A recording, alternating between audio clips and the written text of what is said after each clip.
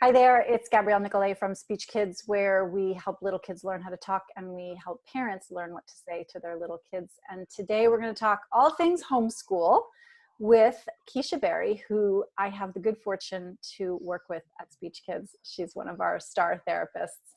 And Keisha, thank you for being here. Thank you so much for having me. And part of the reason you're here is because you homeschool and have homeschooled your kids for, you just said, about 10 years now. Is that right? Yes, that's right. So why did you decide to homeschool your kids?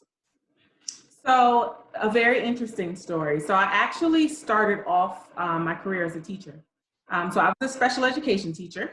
My son kind of got to this fork in the road where we needed to make a decision about what his education was going to look like. He was a super smart kid, and, you know, being in the classroom with the structure and, you know, having to sit and be still and listen, those things weren't quite working for him. So we explored different schools, different types of schools, whether it was Montessori or whether it was a little bit more hands-on and environmentally centered with less structure. And we ended up landing on homeschool as a decision. And it was supposed to be a temporary thing. Back then he was headed to the second grade, and now he is a junior in high school. So it was supposed to be a temporary thing, but we've kind of stuck with it for about 10 years now. Wow. Okay. And you now have other children as well. I do. So I have a junior in high school. I have a rising second grader and a rising kindergarten student, and then a little baby. She's only 8 months. Okay. So you've seen, like, you've got this whole spectrum of experience. So what was, what do I want to ask you about this? Like, what was surprising to you when you started homeschooling? That's a good question. I think I was surprised by how flexible it is, right? Like, I think that I was expecting somebody to tell me what to do every day. Like, you know, there would be somebody who would check up on me and make sure I'm doing, you know, A through Z and, you know, dotting my I's and crossing my T's. You know, I expected to wake up every day at 8 and homeschool through 3 o'clock. And I was surprised. That was a very unrealistic expectation to do that when you're at home. And so our homeschool 2 days during the week that look the same. But the kids are learning, and I think that's most important. So for sure, what homeschooling looks like was the most surprising thing to me. Okay. And you mentioned, like, you thought you were going to do school, like regular school, where you are learning from 8 to 3.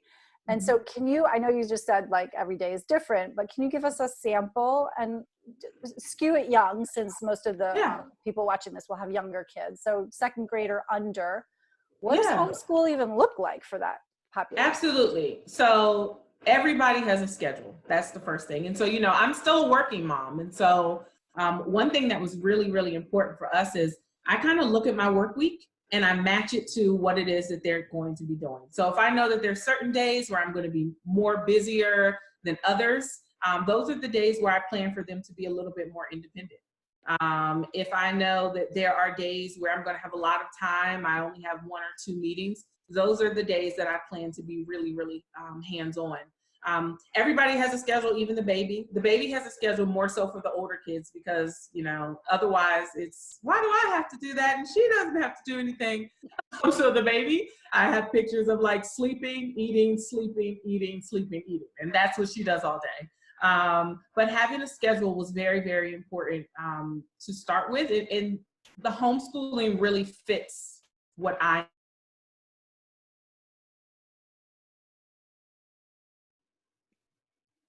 the homeschooling really fits what I need. So it's not based on a curriculum. It's not based on what someone is telling me. It's based on what are the needs of my family, what we're doing for that day. And that's kind of how we set up our homeschooling on a week-to-week basis. And literally, I look at homeschooling from week to week. I don't try to look from September to June. I look at it on Sunday, what I want to accomplish this week. Interesting. I loved what you said. You just slipped it in there that the baby has a picture schedule. Can you talk a little bit more about like what does the schedule actually look like for your maybe a non-reader? Yeah, so with pictures, and before my kids could read, they read with pictures, if that makes sense. So my 4-year-old, who's not is not an efficient or she's very early in her stages of reading, and so everybody has pictures except for the high schooler. But for reading, there's a picture of a book. For math, there's a picture of a plus and minus sign. We even have PE in there, and for us, PE. I mean, now during the days that we're in, for us, PE is doing yoga on YouTube. So the girls know that, or they may ask, can we go outside for PE? They usually play sports during the, so they have their practice gear that they can pull out of the garage and go outside and do that, or ride bikes. There's also science time, and there's a picture of a little test tube. So there are pictures that represent something that they recognize what it is that they're supposed to be doing, and that helps me because otherwise, every 5 minutes, somebody would say, what do I do next? I'm done. What do I do next? I'm done. So they know they have their schedules and they check it off. And you've sort of baked that into the process, which yes. How much do you feel like your teacher training, I'm imagining, because we're in a global pandemic, some kids some parents are considering homeschooling their kids. Mm-hmm. And at the same time that they're deciding that, they're saying, oh, what have I done? I'm not a teacher. So can you speak to a little bit about, like, do you have to be a teacher to homeschool? That's a really good question, because I think when I apply my skills as a teacher, I can very easily apply those to other children. Mm-hmm. And so it's very easy to assume that because my background was teaching, that I just magically knew what to do with my own kids. So a couple of things. Number one, when you're homeschooling, it's not in the context of a school environment where I can ask the teacher that's next door, hey, what do you do with this? Or, I can go downstairs and find resources, or, so I really did have to piece together learning resources and a plan for my own kids. The great thing about homeschooling is that the people that make resources for homeschoolers know that most parents aren't teachers.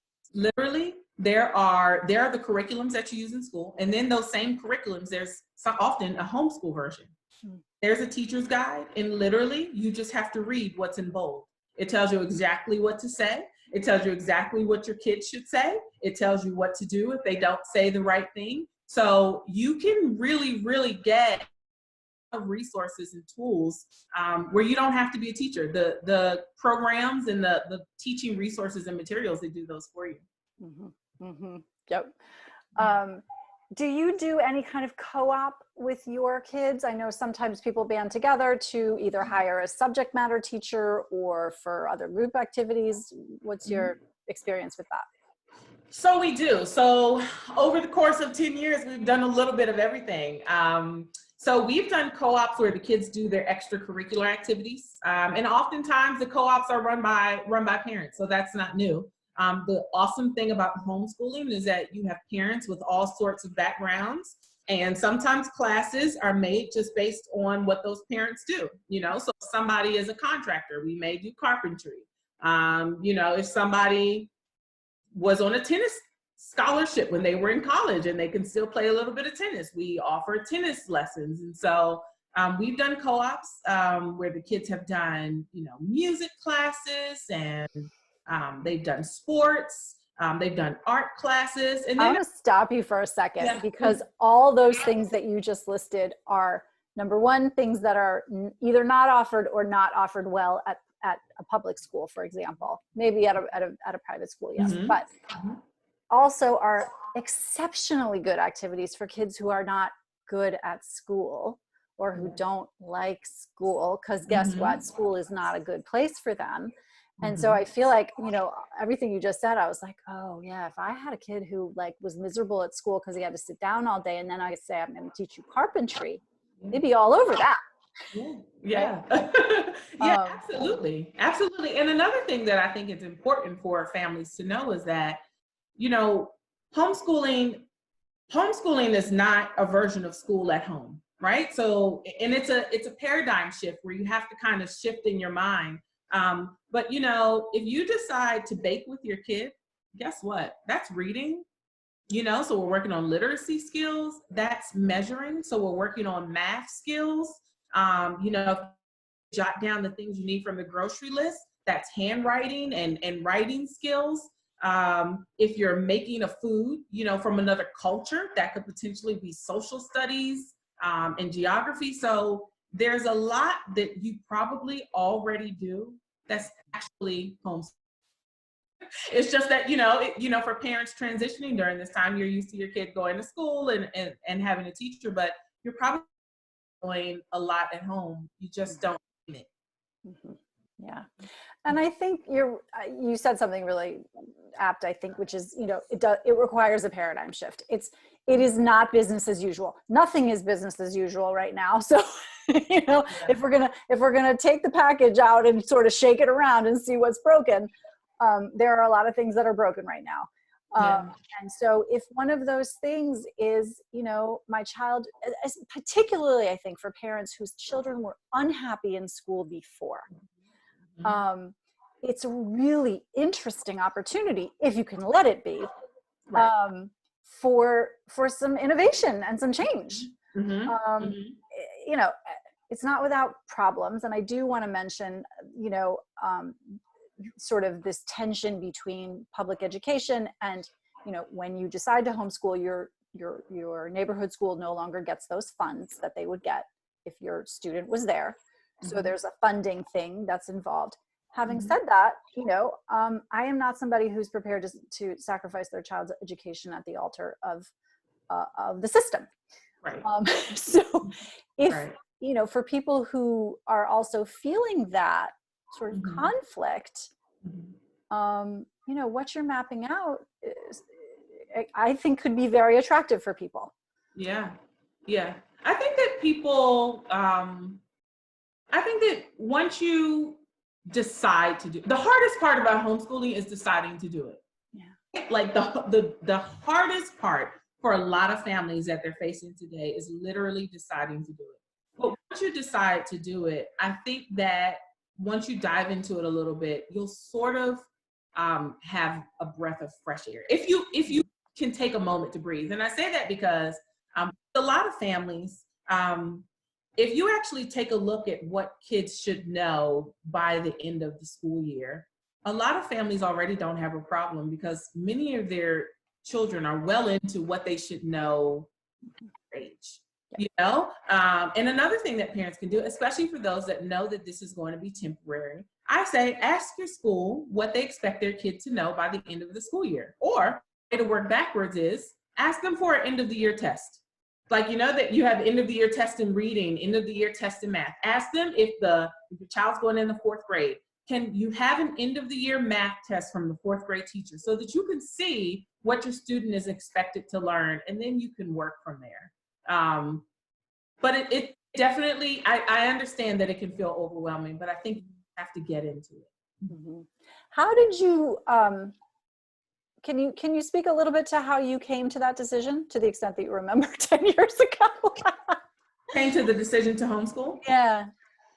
It was a hard decision because I thought that I was going to be a teacher. I was going to walk into a classroom every day. I never thought that it would end up being me teaching my own child, but I think that the way that schools tend to operate, it just wasn't a great fit for him. He was one of those kids, like you, he was young, he was 6, and he was young, he was 6, and he just wasn't happy. So his happiness was very important because, you know, I know he's going to learn how to write a sentence eventually. I want him to be happy while he's learning to do this. And so, you know, after looking at other schools, you know, we sat down and we talked about, you know, this is what we need to do. You know, and he can do math upside down on the steps. And guess what? If he's really, really tired one morning, or if we stay up late at night, we're no longer restricted to having to get up, get out the house at 7:15. He can sleep in. Because when you homeschool, you don't have to start school at 8. If you need to start at 11, then you start at 11. And guess what? If he's having a bad day, we don't have to do anything.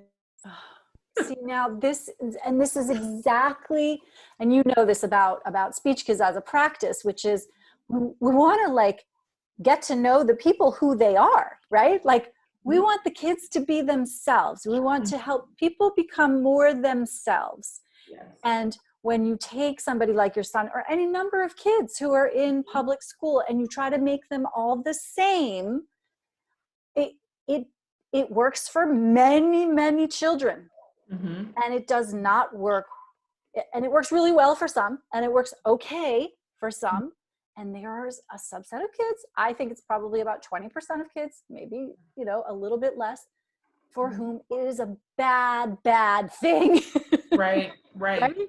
Yeah. And to have that flexibility, and again, I say this not because I'm trying to make anybody's mind up for them, because everybody has to go deep within themselves and talk to their partners if they have them and make this decision for themselves. But I will say, for kids who were unhappy at school before, keeping them home and not making them do, I've heard it called Franken school, Yeah. right? Where they have to show up on Zoom, which is a whole other thing.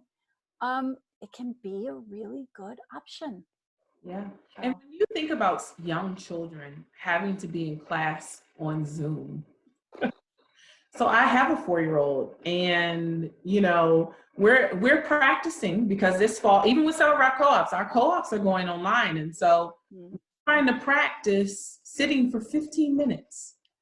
Okay, so and this is practice, and you know, I'm a therapist and I'm supposed to help families help their kids, but 15 minutes, it's hard. It's really hard. Children, they're not programmed to sit in front of a computer screen, you know, and learn that way. So it's really, really hard. So, you know, and like you said, I think parents have to make their own decision. But if there is an opportunity to really, really make learning about who your child is and how they learn, that's a great thing. Because one of the first questions a lot of people ask me is, what's the best curriculum? And we have to back up, because that's not the first question to ask, because my questions are, what's your child's learning style? What does your work schedule look like? How independent can he or she be? You know, how many hours per day, or how much time do you think that, you know, your child can sit and focus on a task? Those are the important questions to ask. And then you go for what programs and curriculum are going to be the best fit. So if people want to learn more about homeschooling, or like, I don't know if there are mentors, like what, if somebody's saying like, okay, I think this is for me, what do I do next?